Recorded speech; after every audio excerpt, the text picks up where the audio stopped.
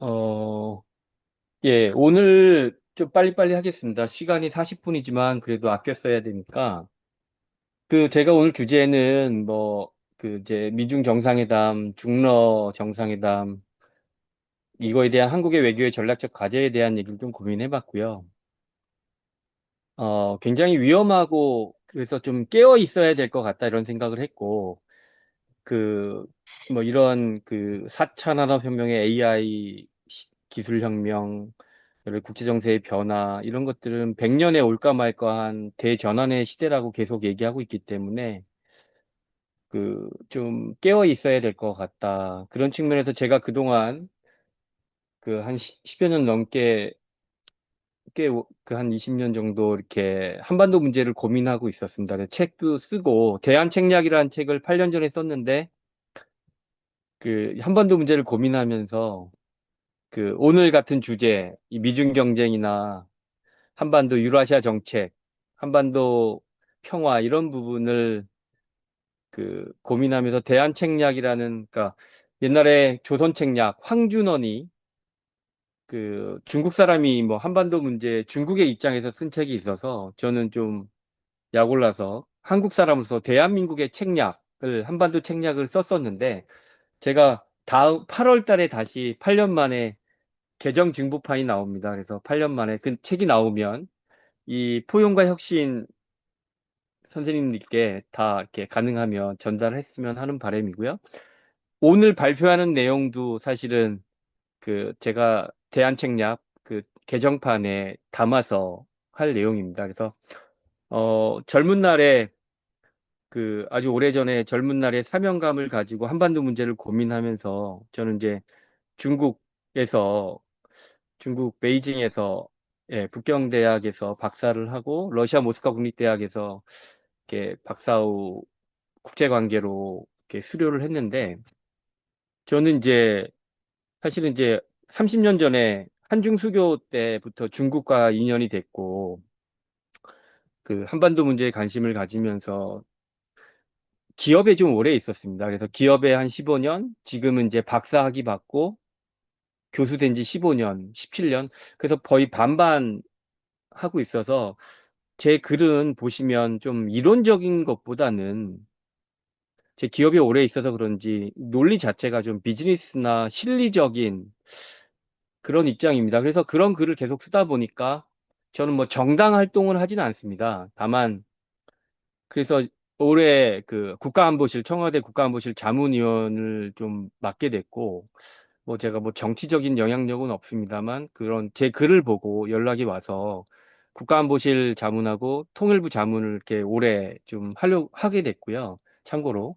그래서 그런 내용 1년 선상에서 국가안보실 자문과 통일부 자문에 대한 보고서를 쓰면서 최근에 있었던 이 미중 정상회담, 중러 정상회담 관련된 내용들이 이어집니다. 그래서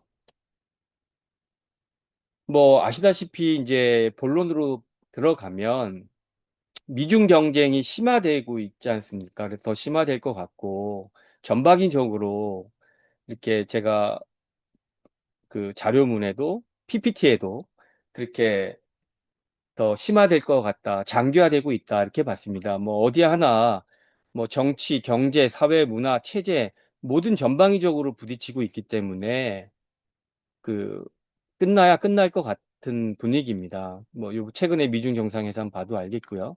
그래서 굉장히 엄청난 불확실성의 시대에 들어왔고 뭐 예전처럼 어떤 자유주의 국제 질서, We are the world, 손에 손잡고 뭐 이런 자유주의 국제 질서는 당분간 이렇게 찾아보기 어렵고 어떤 존 미어샤이머가 얘기하는 공세적인 강대국 중심의 공격적 현실주의 이론이 더 국제 질서를 더 만들어가고 있는 상황이라 어, 이런 미중 경쟁 또 뭐 유라시아 최근에 있었던 우크라이나 전쟁, 이란 전쟁 포함해서 한반도 저희 대한민국은 중심을 잘 잡고 외교 전략을 잘 만들어 가야 되는 시기인 거는 분명한 것 같습니다.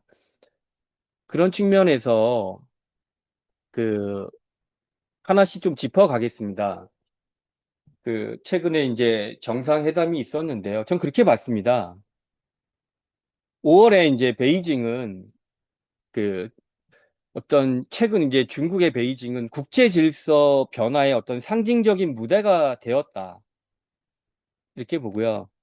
그리고 트럼프 미국 대통령 중국 방문이 끝나지 뭐 사흘 만에 아시다시피 푸틴 러시아 대통령이 다시 베이징을 찾았고 미국과 중국은 그 경쟁을 하기 위해서 마주 앉은 것 같고 중국과 러시아는 질서 재편을 위한 어떤 전략 연대를 제어하긴 했다. 전 이렇게 봤습니다.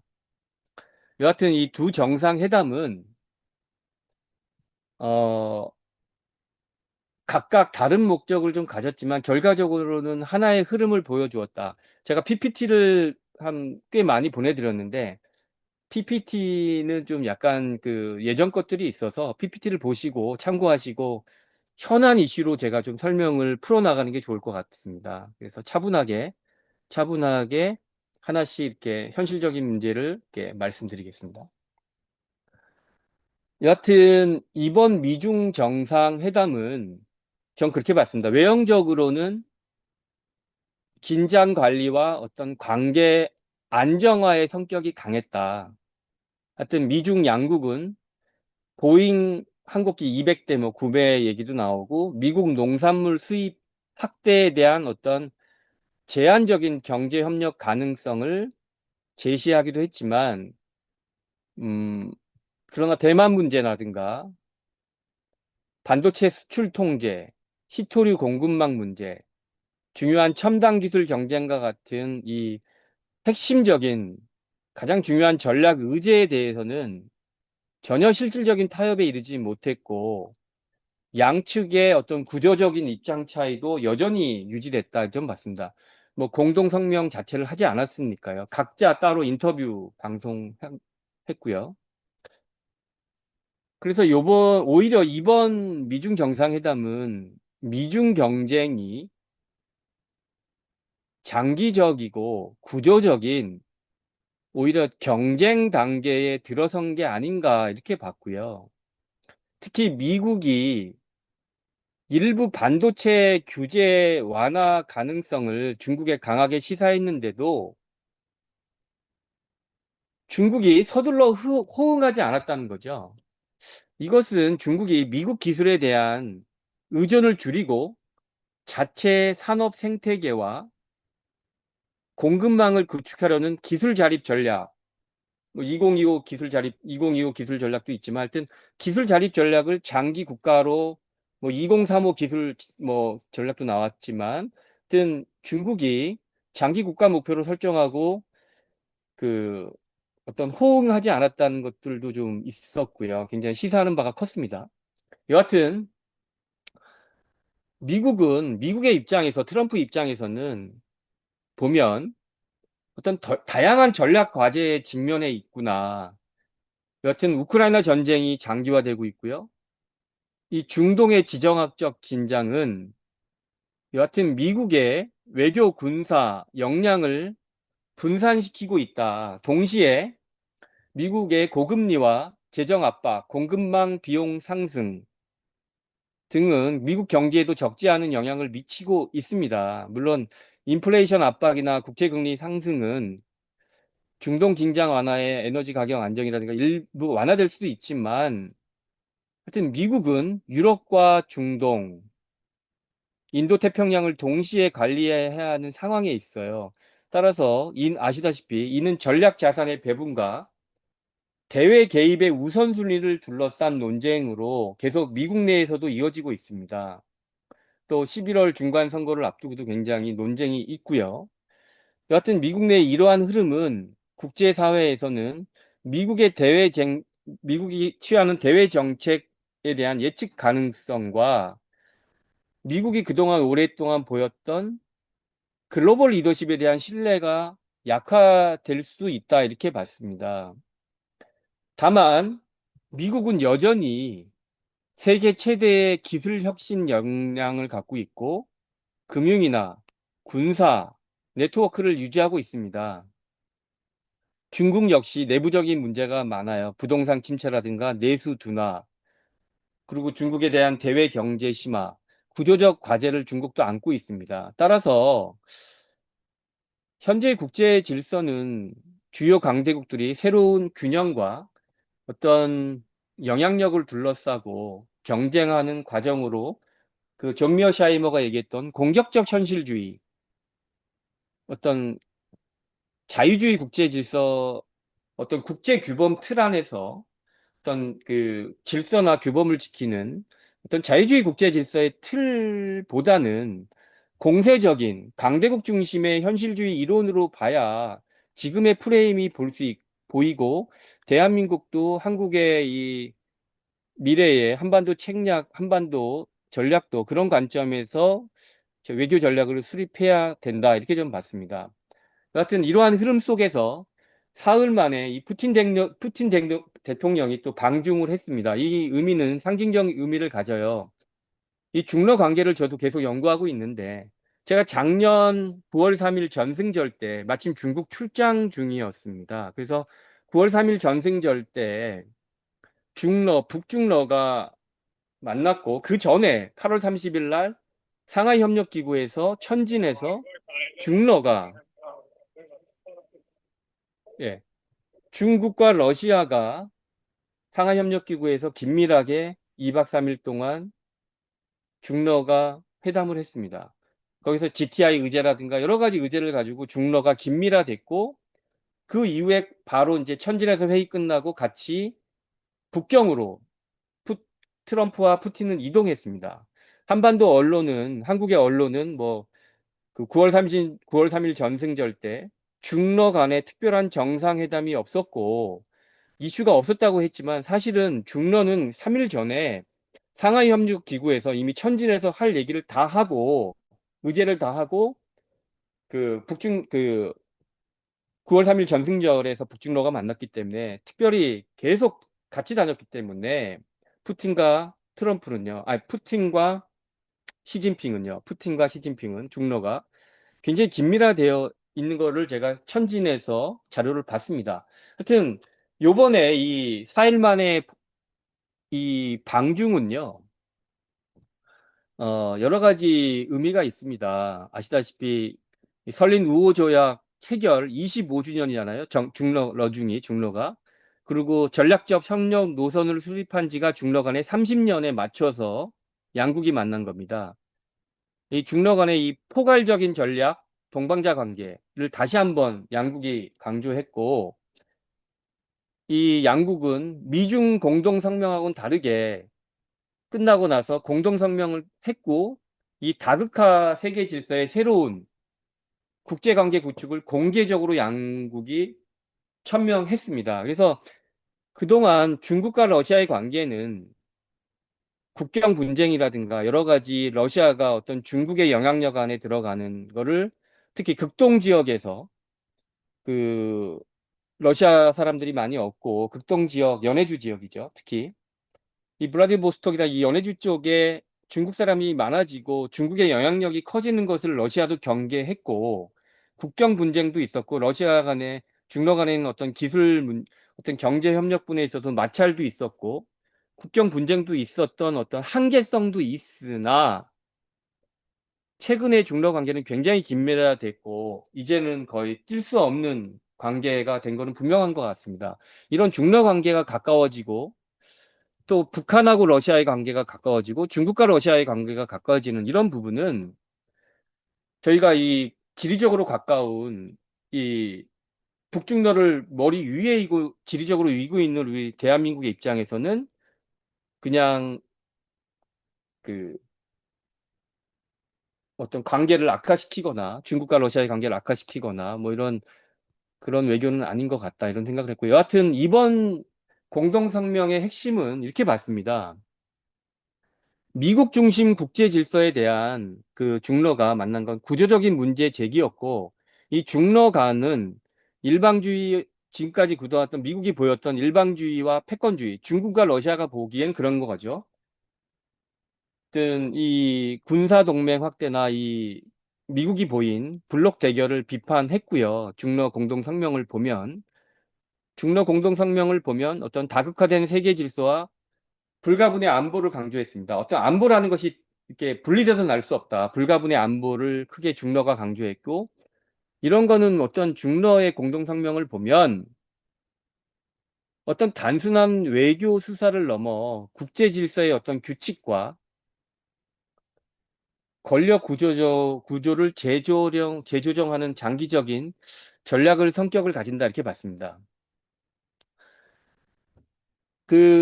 아시다시피 미국의 이 대유라시아 전략, 우리도 유라시아 동쪽 끝에 있지 않습니까? 그래서 늘 뭐 그동안 우린 북방 정책, 유라시아 이니셔티브, 유라시아 정책을 많이 내놨습니다.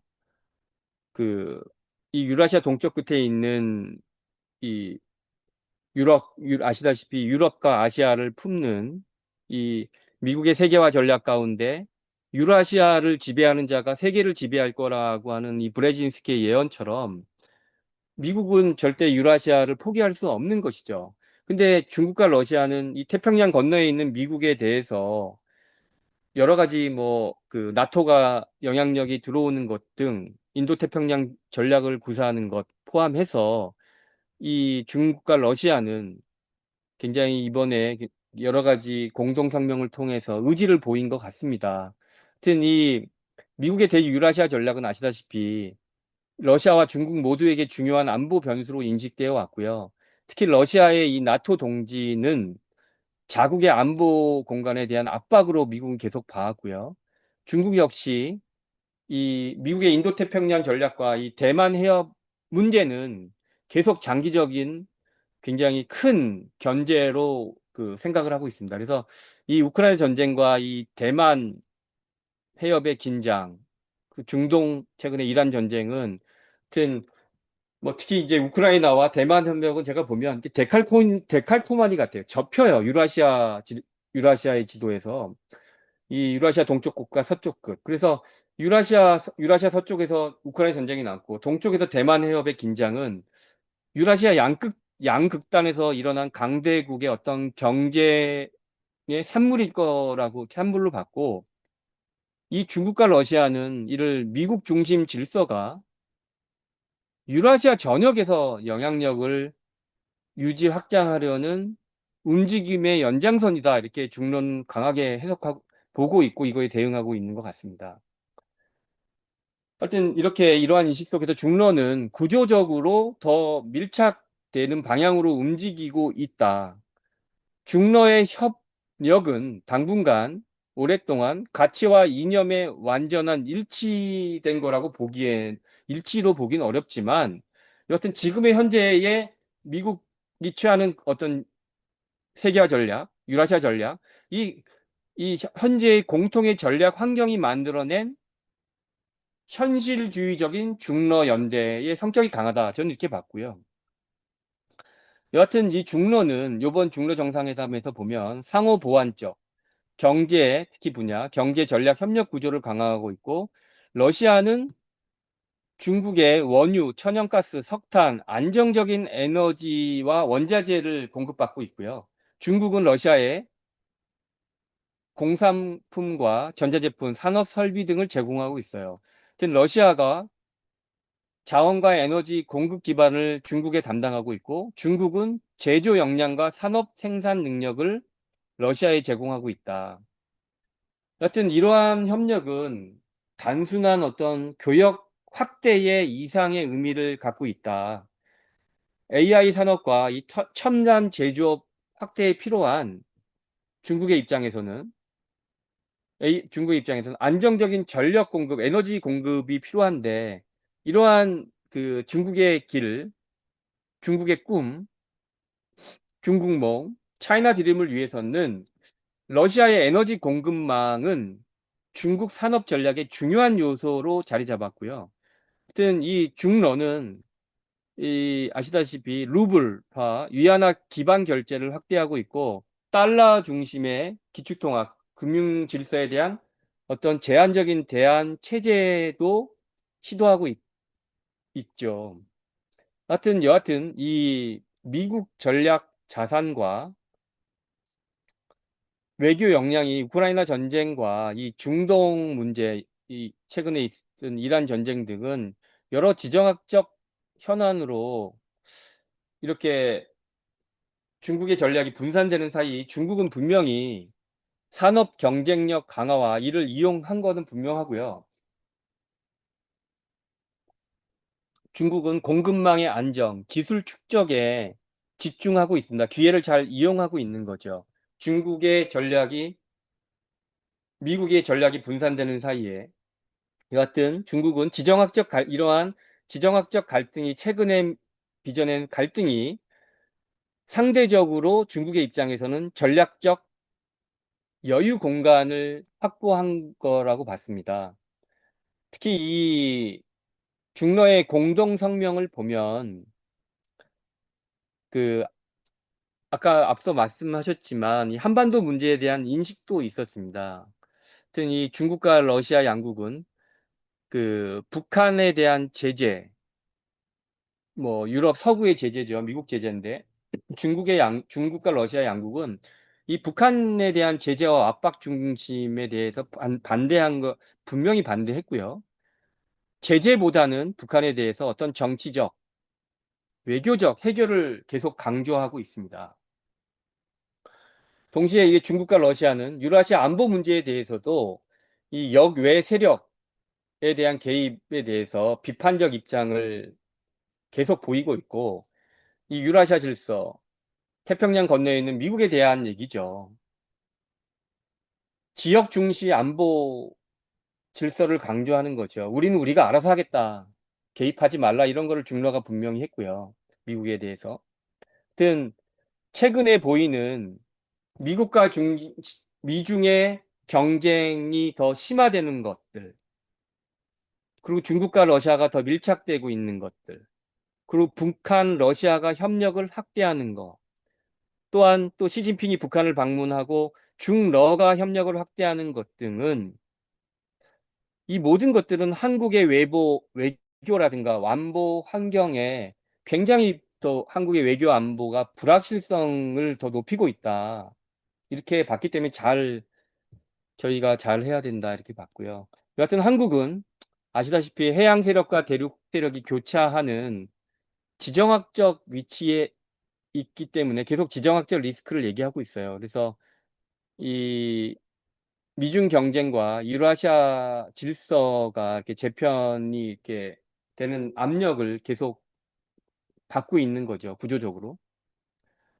그렇지만 한국은 여전히 한미동맹이 가장 중요한 건 분명합니다. 한미동맹이 가장 중요하고 한국에는 핵심 안보의 축입니다. 네, 가장 중요하죠. 우선순위이죠. 그렇지만 동시에 한미동맹이 매우 중요한 핵심 안보의 축이지만 잘 관리해야 되지만 동시에 지리적으로 가까운 중국과의 우호적인 관계는 유지해야 됩니다. 그리고 러시아하고도 지금 한러 관계가 너무 안 좋습니다. 아시다시피 우크라이나 전쟁 때문에 그렇습니다만 뭐 사실은 90년 한러 수교 이후에 굉장히 한러 관계가 좋을 때도 있었고요. 그럼 지금은 한러 관계가 모든 게 막혀 있습니다. 제재 때문이죠. 여하튼 그렇지만 러시아하고도 관계 관리가 필요하고 외교 채널은 유지해야 되는 것이라고 봅니다. 앞서 얘기했던 대로 북중러를 위에 잇고 있지 않습니까? 대한민국, 한국은 지리적으로. 그리고 아세안 국가라든가 글로벌 사우스와의 공급망도 좀 다변화해야 되지 않을까 이런 생각을 했고요. 한국의 입장에서 특히 지금은 경제 안보라든가 에너지도 경제도 다 안보인데 경제 안보와 이 지정학적 리스크, 지정학이 결합되어 있는 이러한 이 국제 질서에는 특정한 한 국가에만 의존하는 것은 리스크가 크다.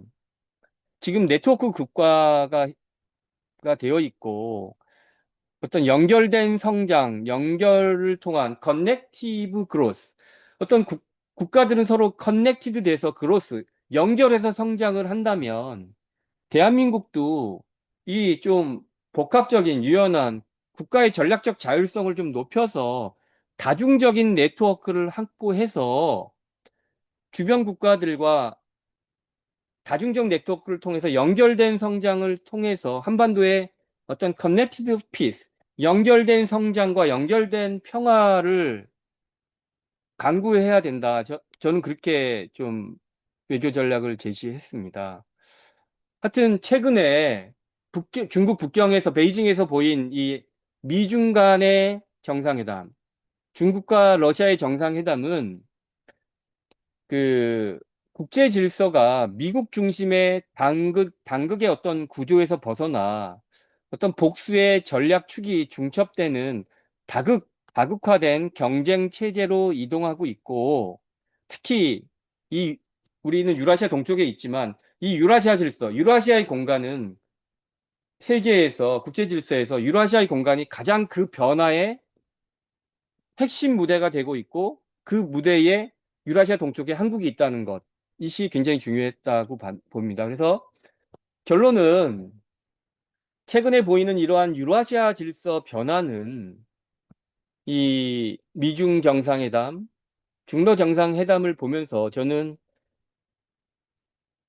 한반도 안보 상황에도 직접적인 영향을 미치고 있다 이렇게 봤고요. 그래서 앞으로 한국 외교의 과제는 세계화의 어떤 이런 단절과 블록화 속에서 한국이 앞서 얘기했던 대로 제가 커넥티드 그로스, 커넥티드 피스, 어떻게 한국이 주변국과 연결된 성장을 통해 연결된 평화를 이뤄낼 수 있을까? 저는 이 발제문을 준비하면서 그런 고민을 했고요. 여하튼 대한민국이 얼마나 더 많은 국가들과 이익을 공유하고 서로에게 중요한 나라가 된다면, 대한민국이 중요한 나라가 됐기 때문에 그 중요한 나라의 안보를 오히려 역으로 한반도의 안보를 지켜줄 것이다 이렇게 봤습니다. 그래서 어, 궁극적으로는 이익을 공유하는 국가들과 함께 우호적인 전략 공간을 조성해서 이를 통해 오히려 주변 국가에 의해서 한반도 평화를 지켜나가는 것, 이렇게 봤습니다. 그래서 1분 남았는데요. 좀 제가 포옹과 혁신이라는 제가 잘 모릅니다. 그래서 초대를 받았고, 이렇게 제가 저희 어떤 이런 커뮤니티를 모르고 제가 그냥 제 보통 이제 공동체의 어떤 그 색깔이 있는데 저는 그런 거 잘 모르고 그냥 제가 그동안 오랫동안 한반도 문제를 고민하고 연구하고 현장을 돌아다니면서 했던 거를 그냥 솔직하게 진정성과 어떤 전문성을 담아서 발표하고자 했습니다. 혹시 제 발표에 너무 이렇게 개인적인 색깔이 안 맞거나 의견이 안 맞는 공간이 있을 수 있습니다. 그렇지만 제 발표자로서 저는 그냥 담대하게 제 의견을 학자로서 개진하는 것이 있을 수 있다라고 좀 이해를 해주시고, 혹시 제 발표 중에 어, 동의가 안 되는 부분은 좀 양해를 구합니다. 이상 제가 시간이 돼서 발표를 마치겠습니다. 10분이 더 남은 건가요? 죄송합니다. 혹시 40분의 발표를 끝내라 그래서 좀 더 시간이 있나요? 아니면은 어떻게 되죠? 안 들립니다. 소리가 안 들립니다. 소리가 안 들립니다. 예, 한 5분 정도 해서 마무리 하시면 아, 되겠네요. 그러겠습니다. 예, 그래서 예. 예, 5분 정도 더 쓰겠습니다. 감사합니다. 그래서 음, 제가 이제 발표를 대부분 이제 제가 드리고 싶은 말씀은 많이 드렸고요. 하여튼 이번 미중 정상회담은 이렇게 봤습니다. 원래가 3월 31일, 4월 1일 이제 방중하려고 했지만 연기됐고 한 달. 아니 3월 31일, 4월 2일이었는데 5월 13일부터 15일간 인민대회당에서 회담을 했고요. 하여튼 미국 측은 사전 준비도 좀 불충분하지 않았나라는 걸 좀 봤고요. 그 작년 10월에 부산에서 트럼프 시진핑 이후 7개월 만에 정상회담인데 그 뭐 큰 이슈는 없지 않았나. 이란 전쟁이나 대한 해역 문제에 대한 국제적인 관심이 있었으나 공동 성명이나 공동 기자회견 없이 각자 발표하고 끝났습니다. 그래서 미국은 뭐 그래도 트럼프라 루비오 국무장관, 헤그세스 국방부 장관, 베센트 재무장관 여러 가지 지도자들이 참석했고 중국도 시진핑 주석을 필요로 해서 정치국 상무위원, 부총리, 왕이 외교부장, 뭐 국가발전개혁위 주임, 국방부장, 상무부장 다 참석을 했습니다. 근데 그 미중은 이번 회담에서 보면 양국 관계의 어떤 안정적인 관리에 대한 방향성에 대한 것만 공감을 하고 주요 전략적인 사안에 대해서는 합의 없이 작년 부산 트럼프의 시진핑 만났던 거 이상의 어떤 연장선상이 아니었나 그렇게 봤습니다. 회담 결과도 그 이렇게 보면 이렇게 좀 양국은 어떤 미중의 건설적인 전략적인 안정에만 합의하였다고만 발표했고요. 어, 하여튼 미중은 장기적인 전략적 경쟁을 좀 미중 간의 장기적으로는 전략적인 경쟁을 염두에 두고 있지만 단기적으로는 어떤 미중은 다 양국 관계의 어떤 안정적인 관리가 필요하다는 것만 공감하고 있는 것 같습니다. 그래서 그 대만 문제를 보면 그 시진핑은 분명히 회담에서 미국이 대만 문제를 잘 처리하지 못하면 미중 관계가 대단히 위험하다. 강도 높게 경고했고요. 대만 독립과 대만 해협의 평화는 양립할 수 없다. 이렇게 언급을 했고요. 하여튼 중국은 정상회담 전에도 중국 대사 명의로 대만 문제는 같은 미중 관계에 있어서 가장 중요한 레드라인인 것을 계속 강조하고 있습니다. 근데 이제 트럼프는 반면에 이거를 잘 협상 카드로 활용하는 거를 인터뷰했어요. 그래서 아시다시피 이제 폭스 인터뷰에서 뭐 트럼프는 대만 무기 판매 문제는 회담에서 상세히 논의했다. 중국이 어떻게 할지에 달려 있고 앞으로 우리는 협상 카드로 활용할 것이다. 이렇게 또 트럼프는 대만 문제를 얘기했고요. 뭐 루비오 국무장관은 대만 문제는 거론됐지만 뭐 미국의 대만 정책은 변함이 없다. 또 강하게 얘기를 했고, 아무튼 중국이 이렇게 대만을 무력이나 강압적인 방법으로 통일을 추구하면 대단히 큰 실수를 만들게 될 것이라고 또 루비오 국무장관은 또 경고했고요. 그리고 북핵 문제는 다시 말씀드리면 백악관 팩트시트를 보면 북한의 비핵화라는 공동의 목표를 확인했다고 나옵니다. 북한의. 그런데 또 중국 측은 뭐 정상회담에서 중동 문제, 우크라이나 전쟁, 한반도를 이렇게 다 공동으로 해서 그냥 현안에 대하면 논의만 했다고만 중국은 발표했지. 미국은 팩트시트에서 북한의 비핵화라는 걸 공동히 확인했다 이렇게 기술했는데 이것도 북한의 핵 문제도 좀 갈립니다. 북한이 그 발표한 것과 좀 약간의. 하여튼 그 중국 외교부 대면인은 하여튼 중국은 관련 당사들이 어떤 지역의 평화를 하여튼 입장 차이가 분명했고요. 미중 간에 그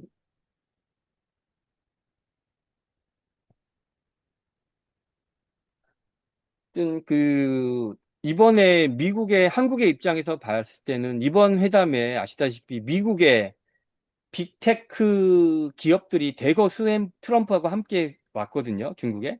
그래서 미중 간의 무역 이사회 및 뭐 투자 이사회를 설치한 걸로 자료를 받고, 어떤 이런 걸 보면 당분간 뭐 정상 간 합의가 이 내용이 이행된다면 어떤 이 대거 빅테크 기업들이 트럼프와 함께 갔기 때문에 향후 미국과 중국 간의 어떤 무역과 투자가 증가될 가능성도 좀 한국의 입장에서 염두에 둬야 될 것 같고, 이러한 움직임은 앞으로 한국과 미국의 경제 관계라든가 한중 간의 경제 관계에 어떤 영향을 미칠지에 대해서 좀 면밀히 계속해서 지금 지켜봐야 되는 부분도 있습니다. 뭐 아시다시피 저희 한반도 문제에 있어서 지금 현 정부는 국위구선 실용 외교를 얘기하면서 어떤 남북의 어떤 평화적인 질서, 특히 그 북한 문제에 대해서, 남북 문제에 대해서 어떤 평화적인 거를 계속 남북 간에 어떤 조금이라도 공간을 만들려고 하기 때문에 이번 트럼프가 중국 방문 시에 어떤 북미 간의 정상회담을 뭐 많이 얘기하기도 했지만 여하튼 트럼프 김정 회동은 불발됐고요. 어, 그렇습니다. 그 정도로 말씀드릴 수 있습니다. 예. 이 정도로 제가 준비한 내용을 마치도록 하겠습니다. 감사합니다. 예, 최교수님 발표 수고 많으셨습니다. 어, 준비를 너무 많이 했는데 제가 혹시 시간을 좀 막 독촉하지 않았나 모르겠습니다. 좀 양해해 주시고요. 또 아마 조성렬 우리 외교안보 본과장이 최 교수님 우리 섭외를 하셨을 텐데 어, 그 제가 뭐 속속들이 알 길은 없지만은 그 최 교수님의 뭐 성향이 우리 포용과 핵심과 크게 그 다르지 않을 겁니다. 그런 것은 걱정 안 하셔도 되고요. 어, 예, 제가 뭐 일공질공 개입하지 않고 바로 지정 토론자인 황재호 교수께 지정 토론 한 15분 정도 부탁드리겠습니다. 예, 황 교수님, 예, 예, 제 목소리가 잘 전달되고 예, 있나요? 잘 들립니다. 아, 예, 예, 예, 대단히 감사합니다. 예, 그, 오늘 그 뭐 귀한 토론으로 기회 주셔서 감사드리고요. 또 이게 또 표현과 혁신 선생님 여러분 뵙게 되었습니다. 예, 그, 우리 최 교수님은 기업에서 또 중국 업무를 오래 하셨고, 그래서 또 중국 현장에 대한 이해가 아주 높으십니다. 또 여기에 또, 뭐, 또 중국, 베이징에서 또 러시아에서 또 모두 유학을 하셨기 때문에 아마 중국, 러시아 외교를 가장 잘 이해할 수 있는 또 국내 중러 외교를 모두 이해할 수 있는 아마 소수의 연구자 분들 중에 한 분이 아니신가 생각을 합니다. 그래서 오늘 발제문, 미중 정상회담, 또 중러 정상회담 관련해서 가장 잘 말씀해 주실 수 있는 분이라고 생각을 했고요. 또 오늘 발표 잘 들었습니다. 저도 미중 정상회담, 또 중러 정상회담, 또 그다음에 뭐 한반도에 대한 한미 이런 몇 가지 범주에서 조금 제 소견을 말씀드리도록 하겠습니다. 먼저 미중 정상회담 관련해서 그 제가 요번에 가장 기억에 남는 것은 미중 건설적 전략 안정관계라는 표현이었습니다.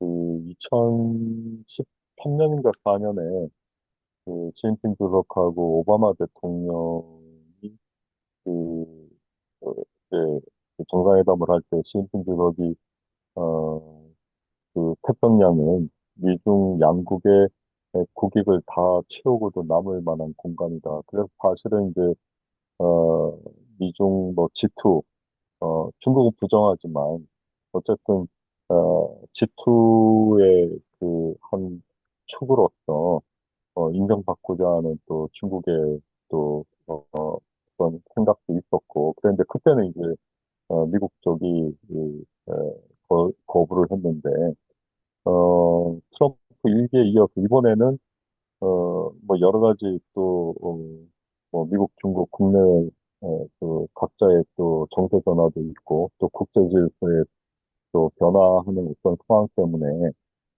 중국이 얘기한 중국이 제기한 건설적 전략 안정관계 이거에 대해서 미국의 뭐, 사실상의, 뭐, 암묵적이지만, 사실상의 동의가 이루어졌다는 점에 상당히 제가 주목하게 됐습니다. 거기에는 이제, 협력 중심의 그, 양국, 그, 안정적인 관계를 가져가자. 그다음에 경쟁을 하더라도, 절제, 뭐, 크게 대립적인 상황이 되지 않도록, 컨트롤할 수 있는 범위 내에서 경쟁하자.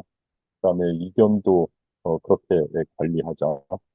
이를 통해서 영내에 또 미중 사이에 평화를 유지하자. 뭐 이런 식의 내용들이 들어간 그 전략적 그 건설적인 그 전략 안정 관계를 어쨌든 미국이 받았다는 거에 대해서 상당히 주목하게 되었습니다. 그래서 어쨌든 이번 정상회담에서 드러난 어떤 뭐 성과는 뭐 트럼프가 미국산 뭐 농산물 또 항공기 수출하고 이건 이제 당연히 이제 무역 성과로 포장하려고 했고 또 아무래도 이제 11월 중간선거 전에 일정한 성과를 내야 되기 때문에 이런 것이 이제 겉으로 드러난 그렇지만 이제 미국 쪽에서는 뭐 충분치 않다라는 평가는 있었지만은 어쨌든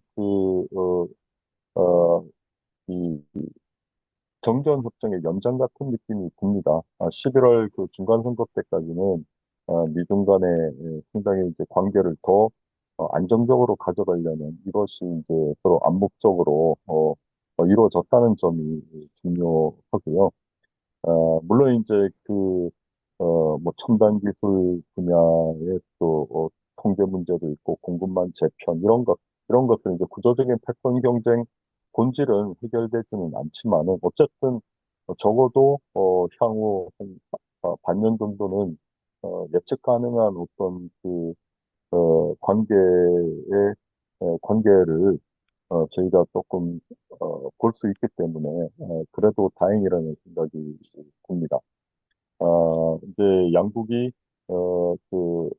좀 관계가 악화될 수 있는 어떤 관계가 에스컬레이션 될 수 있는 거는 관리 모드로 가져갈 거기 때문에 그래도 이제 상당히 불안정하지만 그래도 예측 가능한 평화가 하반기에는 지속되겠다 이런 생각을 하게 되었습니다.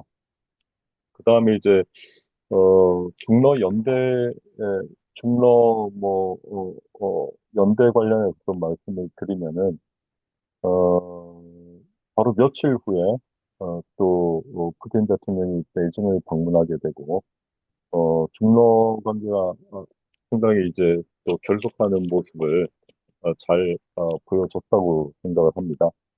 어, 중국은 저도 그 작년 9월 3일에 그 전승절에 어, 북경에 출장 기회가 있었는데 거기 보면은 일단은 뭐 러시아와의 관계는 거의 현재 물론 그 무대 뒤에 중로 관계에 여러 가지 또 약점이나 문제점들은 있겠지만은 어쨌든 현재 대외적으로 러시아와의 그 연대는 매우 튼튼하고요. 또 러시아가 지금 우크라이나 전쟁에 지금 계속 이렇게 그 빠져 있는 상태가 물론 중국은 이런 것이 자국 경제에 미치는 영향, 또 대외 정책에 미치는 또 부정적인 영향이 있다고 하지만은 적어도 미국의 중국에 대한 직접 공세를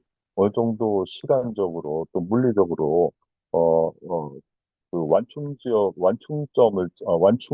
지역을 지금 어느 정도 역할을 해주고 있기 때문에 중국에게는 아주 뭐 나쁜 그런 그 상황은 저는 아니라고 보는데 어쨌든 중러 간에 지금 상호 상당히 서로를 많이 필요로 하기 때문에 지금 요번에 푸틴이 어, 어, 베이징을 방문하고 여기에 이거를 이제 국빈 방문으로 같이 이렇게 맞춰주고 이거를 중국이 상당히 외교적 카드로 잘 활용하고 있다고 생각을 했습니다. 그리고 중러 간에 가장 강하게 대외적으로 천명했던 것이 다극적인 세계 질서를 구축하겠다.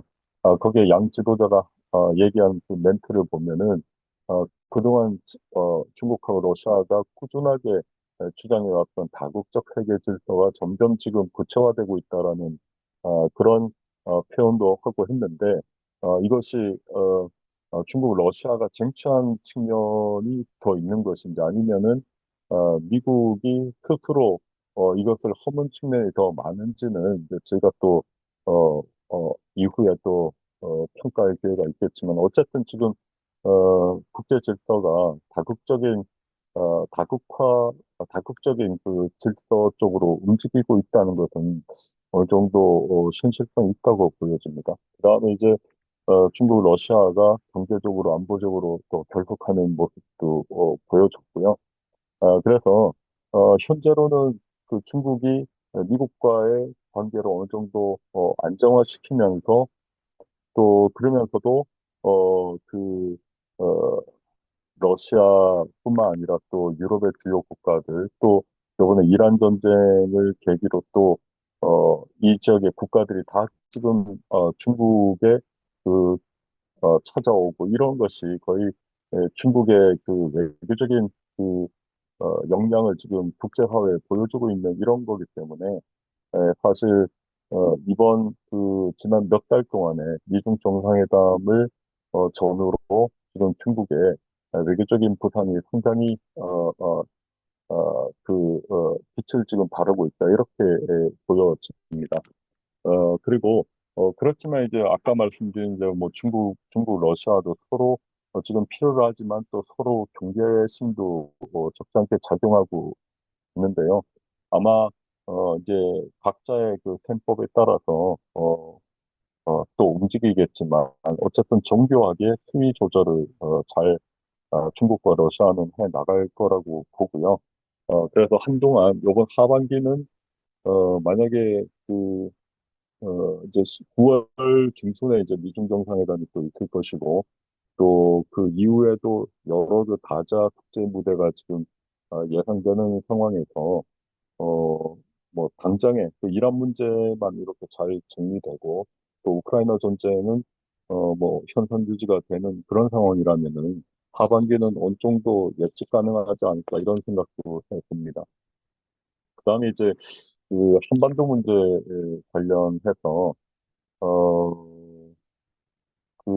크게는, 한반도에서의 그 우발적인 군사 충돌 가능성, 이런 거는 조금, 낮아졌다고 봅니다. 그러니까 한반도 정세가 좀 예측 가능성을 역시 같이 높이는, 시진핑 주석의 그, 북한 방문 이런 것이 지난 한 1, 2주 동안 계속 그 언론 보도가 되었는데, 사실 저는 조금 조심스러웠습니다. 이게 정말로, 어, 어, 그 미중 정상회담 때 김정은이 뭐 중국을 갈 가능성은 조금 낮지 않을까 생각을 했고요.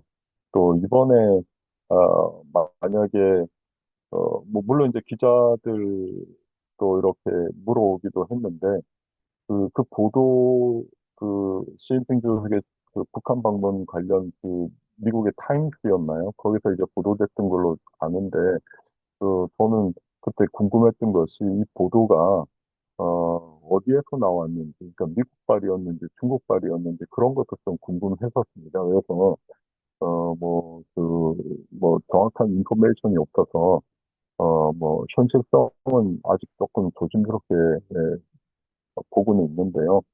만약에 이루어진다면은 뭐 한반도 안정에 더 이렇게 플러스 요인이 될 수도 있겠다라는 생각을 합니다. 각자의 그 여기에 관련된 국가들 간의 그 셈법은 다 다르겠지만은 어쨌든 아까 말씀드린 그 한 하반기에 안정적인 어떤 기조 이런 데는 뭐 크게 부정적으로 보지는 않아도 되지 않을까 이렇게 생각은 하고요.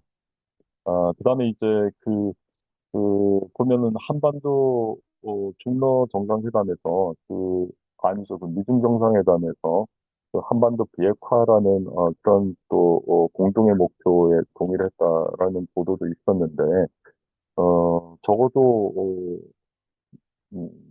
뭐 실질적인 상황과는 무관하게 어쨌든 북한의 그 핵보유고 인정은 용인하지 않겠다라는 그런 어쨌든 입장을 보여줬기 때문에 에, 나중에 혹 이루어질 중북 정상회담이나 또 미중 정상회담을 보면은 여기에 진정성 이런 것을 확인할 수 있을 것 같습니다. 근데 그 어떤 상황이든 북한을 정말로 강하게 중국이나 러시아가 압박할 수 있을지는 미지수이고요.